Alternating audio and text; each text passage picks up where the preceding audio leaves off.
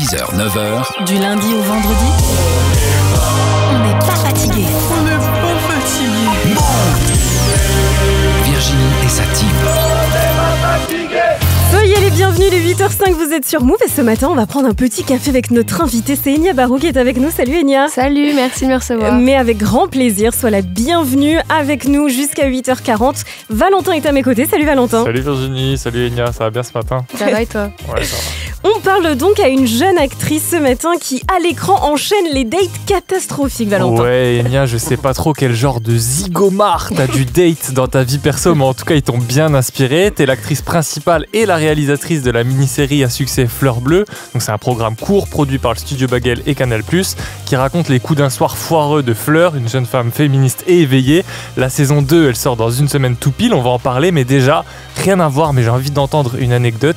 Il paraît qu'Alain Delon t'a déjà fait un bisou sur le front, c'est quoi cette histoire? C'est fou cette histoire qu'elle tourne comme ça, vraiment écoute, c'était quand j'étais petite à Disneyland Paris, j'ai croisé Alain Delon dans la queue du train de la mine, cette fameuse attraction très connue. Et voilà, et il m'a fait un bisou sur le front. Raconté comme ça, c'est très bizarre, on dirait un peu un cauchemar, mais c'était vrai, voilà. Mais j'ai pas eu d'autres interactions avec lui que ça, donc. Sauf qu'à l'époque, tu savais même pas qui c'était. Non, je savais pas du tout qui c'était. Voilà, mon père m'a dit. Attends, mais il patientait pour monter dans le. Il patientait pour monter dans le manège. Et il était juste devant moi, et en fait, voilà, il a croisé le regard de mon père. Ils s'étaient déjà croisés dans leur vie, et il lui a dit c'est qui cette petite? C'est ma fille. Et il m'a fait un bisou sur le front. Et il est parti. Les gens autour, ils devaient pas comprendre. Voilà, c'est marrant. J'aime bien cette anecdote parce que j'ai croisé Alain Delon, qui est quand même un monsieur, voilà, un grand acteur, quoi. Donc voilà. Bon, aujourd'hui, tu viens nous parler en tout cas pour la saison 2 de la série Fleur Bleue. Le tout premier épisode d'ailleurs est déjà dispo sur la chaîne YouTube du Studio Bagel et comme le disait Valentin, tout sortira en intégralité, ce sera le 20 janvier prochain. Enya Barou est donc notre invitée ce matin. Tu viens nous parler de la saison 2 de Fleur Bleue. Le premier épisode est dispo sur la chaîne YouTube du Studio Bagel. Il y a un nouvel épisode donc tous les lundis à 18h. Les 10 seront mis en ligne pour les abonnés MyCanal, ce sera le 20 janvier prochain.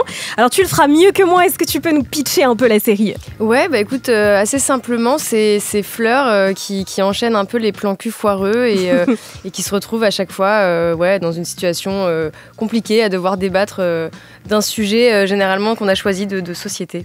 Est-ce que tu as un petit peu Fleur Bleue toi ou pas? Carrément, ouais, complètement. Donc ça te ressemble un peu? Oui, ça me ressemble. Alors pas forcément dans le zapping permanent de 10 mecs par semaine, mais en tout cas dans le fait de vouloir tomber amoureuse et d'avoir des illusions comme ça, un peu de petite fille qu'on essaye de déconstruire au maximum, bien sûr, mais oui, ça me ressemble. Ouais, carrément.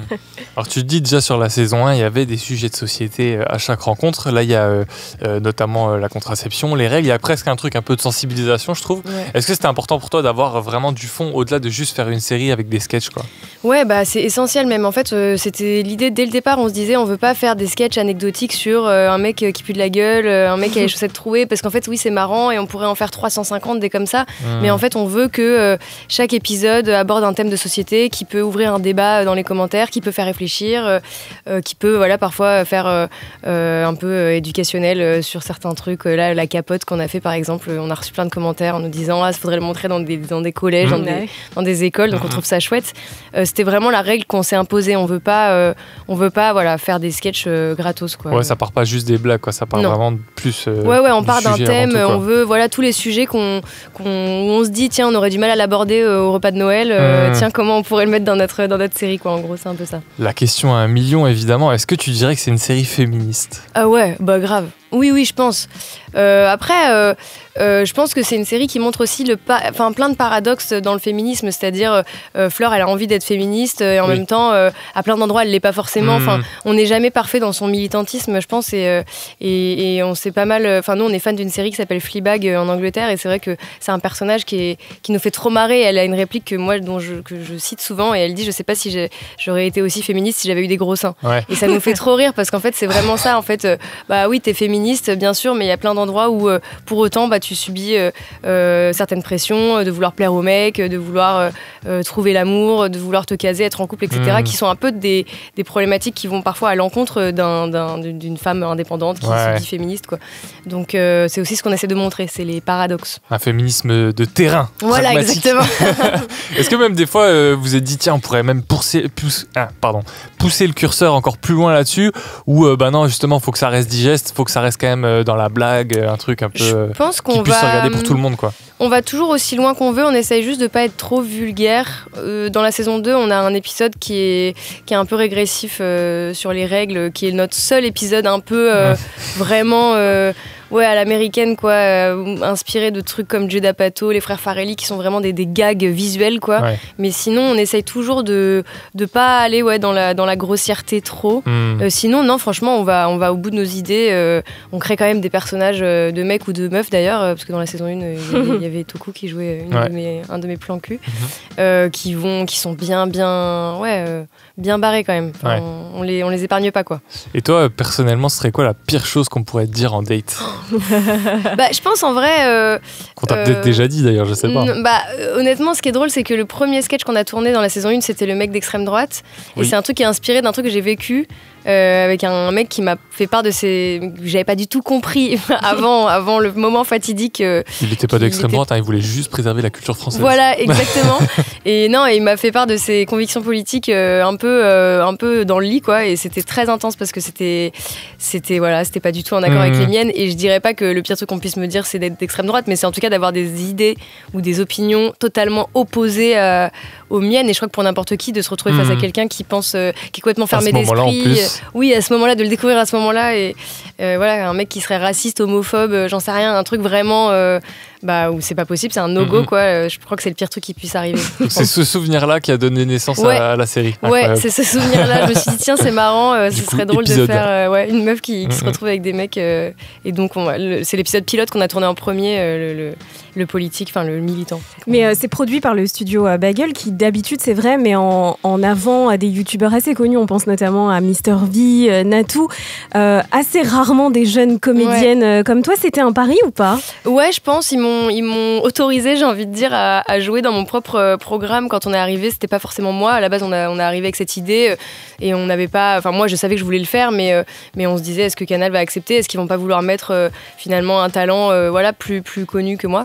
Et en fait, on a un peu imposé notre style aussi avec Martin Darondo qui co-réalise avec moi en disant, en fait, le programme, c'est nous qui l'avons écrit, c'est mon idée et on le vend avec moi dedans. Et voilà. Et donc, quand c'est sorti la saison 1, je me disais, oh là là, est-ce que ça va être un four, quoi? Qu'est-ce qui va se passer? Et en fait, le sujet a pris le dessus sur même le fait d'avoir des guests connus ou non, parce qu'en fait, on avait des guests pas spécialement stars, forcément. Donc je pense que le sujet fonctionne. C'est l'actrice et réalisatrice Enya Barou qui est avec nous ce matin sur Move. Alors Enya, tu viens nous parler de la saison 2, donc Fleur Bleue, qui est dispo sur la chaîne YouTube du Studio Bagel, plutôt le premier épisode. Et puis ensuite, tous les épisodes seront dispo pour les abonnés MyCanal, ce sera le 20 janvier prochain. Alors pour ceux qui n'auraient pas compris, tu es la fille d'Olivier Barou, la moitié donc du duo Cadet-Olivier. Et ton père, c'est vrai, t'a donné un conseil au début, c'était de trouver ton duo. Alors est-ce que tu peux nous parler de ton duo sur cette série, puisque tu évoquais Martin tout à l'heure? Bien sûr. Mon binôme, c'est Martin Darondo, que j'ai rencontré à l'école de cinéma il y a 12 ans. Et on a écrit un court-métrage ensemble, on a co-réalisé un court-métrage, on a co-écrit mon premier long-métrage. Et là, on co-réalise Fleur Bleue, on le co-écrit et il le produit. Donc en fait, vraiment, on fait pratiquement tout ensemble. Alors, on a d'autres trucs pas ensemble aussi, mais c'est mon binôme d'écriture et de réal. C'était un bon conseil. Ouais, c'était un bon conseil. C'est vrai que c'est dur d'écrire seul et quand on trouve quelqu'un avec qui l'écriture devient fluide et avec qui on a des idées qui nous excitent un peu, faut s'y accrocher. Donc je m'accroche à Martin, je ne le lâche pas. Et est-ce que quand on est la fille d'Olivier Barou et que son parrain, c'est Kad Merad, est-ce que c'est plus simple de faire son chemin dans le cinéma comme on pourrait avoir tendance à le penser, ou est-ce qu'il y a un truc de c'est aussi plus compliqué parce qu'on nous attend beaucoup plus au tournant? Alors c'est marrant que tu me poses cette question parce qu'en fait on me l'a déjà posée, à chaque fois que j'y réponds c'est toujours une catastrophe, je me fais toujours défoncer dans les commentaires. Alors donc, la nouvelle version. Non, alors donc je vais tenter une nouvelle version. Voilà. Alors qu'est-ce que je vais pouvoir dire? Non, oui, c'est plus facile à plein d'endroits et c'est plus difficile à d'autres. En fait, en vrai, je pense que la finalité c'est que c'est sûrement plus facile parce que j'ai évolué dans un monde ou dans un réseau même de gens avec un père qui fait ce métier-là, qui réalise des films, qui m'a emmené sur des plateaux, qui m'a appris plein de choses, qui m'a guidée, puis qui m'a autorisé à le faire, parce que je pense que quand on grandit dans une famille qui n'est pas forcément artistique, c'est pas forcément évident de dire oui à son enfant pour faire ça. Donc déjà ça. Et ensuite, c'est peut-être plus difficile parce qu'effectivement, on vous attend au tournant, mais en même temps, je crois qu'en fait, la finalité de tout ça, c'est que si on n'a pas envie, enfin, si c'est pas une passion et si on n'a pas du tout de talent, peu importe l'enfant de qui on est, ça durera pas. Peut-être ça va marcher un moment, mais ça durera pas, ou alors on n'y arrive pas, quoi. Ouais, c'est ça. Je vois pas des gens financer des films et des programmes à quelqu'un si ça leur plaît pas, quoi. Et Donc, qui vont pas marcher, quoi. Voilà, exactement. Donc je me rassure en me disant ça. Je me dis que si on m'autorise à faire Fleur Bleue et à faire de la fiction et des films, c'est parce que qu'il y a un talent d'écriture. Les gens avec qui j'écris, mes idées, j'en sais rien, en tout cas plaisent à certaines personnes. Voilà ma réponse. On va voir celle-là comment elle va. Franchement, je la trouve pas mal. La mise à jour fait du bien. Mal, la mise à jour. Non, mais c'est difficile parce que j'ai dit il y a pas longtemps, on peut pas en vouloir aux gens de penser que c'est plus facile. Les gens étaient là, bah oui, heureusement que tu nous en veux pas en plus. Non, mais c'est dur, quoi, parce que en même temps. Voilà. Non, mais il y a de la nuance en fait.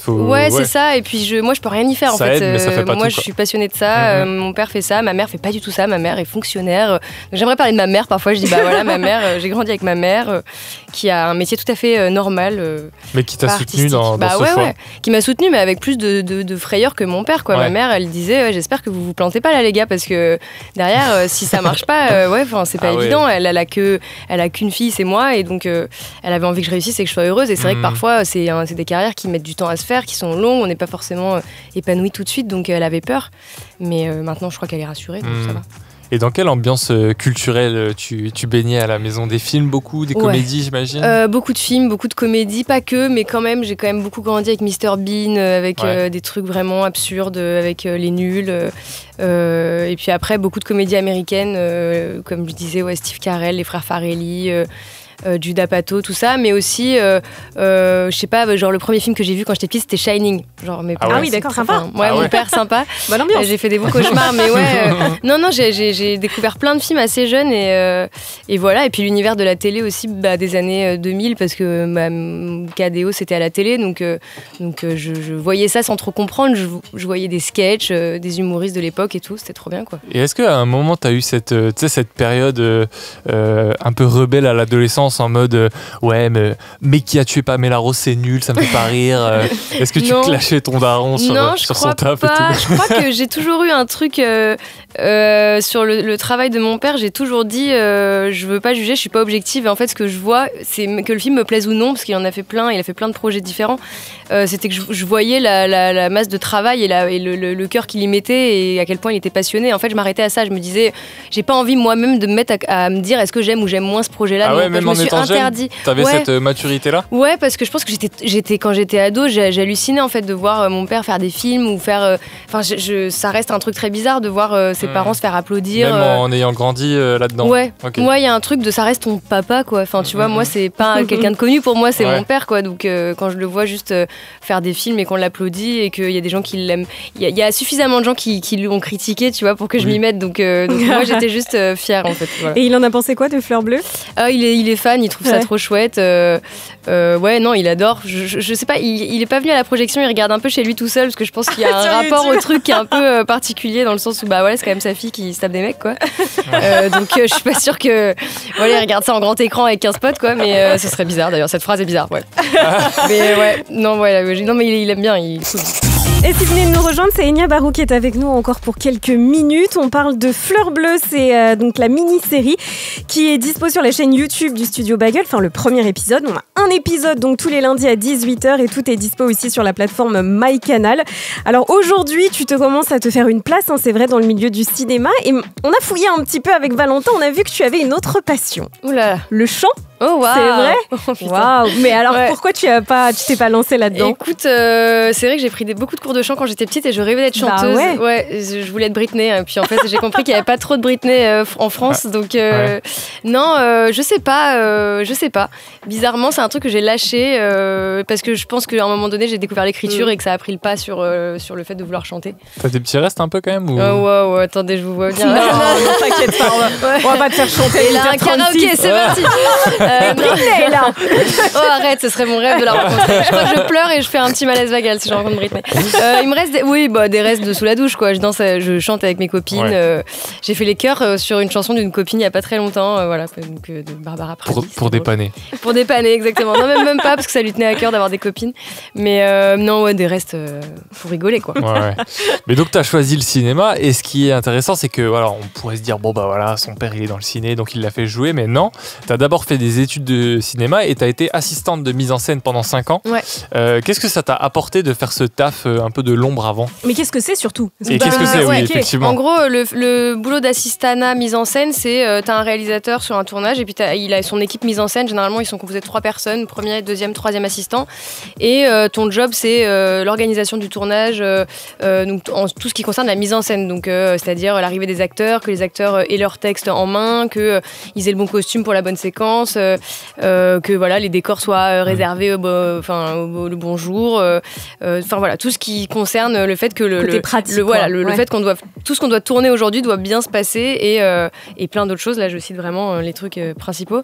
Et moi, j'ai fait ça pendant plusieurs années. C'était trop bien. Ça m'a permis de découvrir le métier d'acteur, mais d'un autre point de vue, d'être une petite souris sur un tournage et de voir plein de postes différents et de comprendre ce que j'aimais. Et puis voilà, de rencontrer des réalisateurs, des acteurs, voir des tournages, lire des scénarios. Enfin, c'était trop bien, quoi. Et aujourd'hui, du coup, tu es actrice, mais tu es aussi réalisatrice. Qu'est-ce que ça t'apporte d'avoir cette double casquette ? Eh ben, je pense que j'ai l'impression qu'on est forcément un meilleur réalisateur quand on sait ce que c'est que d'être un acteur ou une actrice. Parce que le travail d'un réalisateur, c'est principalement de diriger des comédiens, de les emmener au bon endroit, à la bonne intention, tout ça. Donc, diriger des acteurs, quand on sait ce que c'est que d'être dirigé, c'est un plus. Et j'ai envie de dire, à l'inverse, pareil, je pense qu'on est plus tolérant en tant qu'acteur quand on réalise, parce qu'en fait, je connais les deux points de vue, donc je sais ce qu'il faut faire et pas faire des deux côtés, quoi.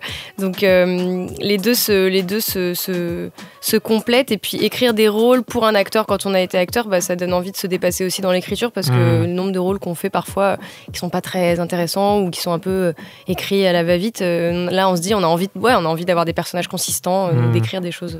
Toi, est-ce qu'il y a une casquette avec laquelle tu es plus à l'aise, avec laquelle tu prends plus de plaisir, ou c'est juste différent ? C'est différent. Je pense qu'avant d'avoir réalisé mon premier long métrage, je savais pas dire. Enfin, j'aimais les deux. Et là, maintenant que j'ai fait mon film, je me rends compte que je me suis sentie pour la première fois de ma vie dans mon boulot à ma place quand j'ai réalisé mon film. Et je me posais pas la question, quoi. Je me disais, là, je sais ce que je fais, je me sens bien. Et donc, c'est plus évident pour moi d'être réalisatrice. Et puis, si je peux jouer, c'est cool. Ouais, c'est un plus. Ça nous fait une transition parfaite. Tu fais ton film. Ouais. Donc un road trip sur la fin de vie, tu me disais, c'est comme ça que tu le pitches. Ouais, exactement, sur une grand-mère qui veut avoir recours au suicide assisté en Suisse, mais ne sachant pas comment l'annoncer à sa famille, elle va leur inventer une histoire d'héritage à récupérer dans une banque. Comme sa famille, ils sont bracassés, ils n'ont pas d'argent, ils sont hyper chauds pour partir avec elle. Et voilà, c'est une comédie qui sort le 12 mars avec Hélène Vincent, David Ayala, Pierre Lotin et Juliette Gasquet. Et qui est en préparation depuis plus de 5 ans, je crois, c'est 7 ça, ans. Ah ouais, 7 ans. On a commencé à écrire, j'ai commencé à écrire il y a 7 ans, puis après on est rentré en financement, il y a eu des années d'écriture, puis le financement, puis 2 ans de Covid, donc 2 ans de rien, de hibernation dodo. et puis après on est reparti en financement et on a réussi, mais c'est vrai que c'est un sujet qui n'était pas facile à financer parce que les gens pensent qu'on ne peut pas rire de ce sujet-là.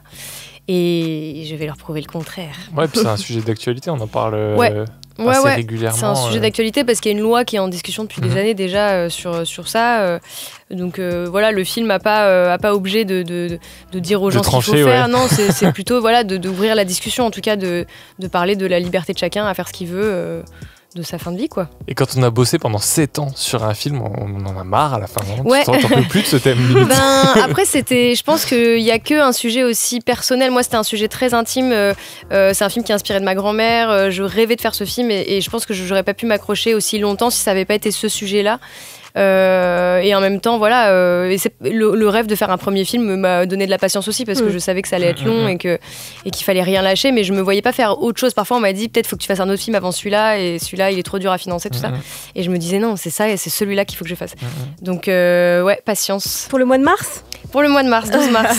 Bon, et en attendant, allez mater Fleur Bleue si c'est pas déjà fait. Tous les épisodes sont dispo sur la plateforme MyCanal et vous avez le premier épisode de la saison 2, donc aussi sur la chaîne YouTube du Studio Bagel, et un autre épisode sera dispo ce soir à partir de 18h. Merci Enya. Merci à vous. Enya. Merci beaucoup. Merci.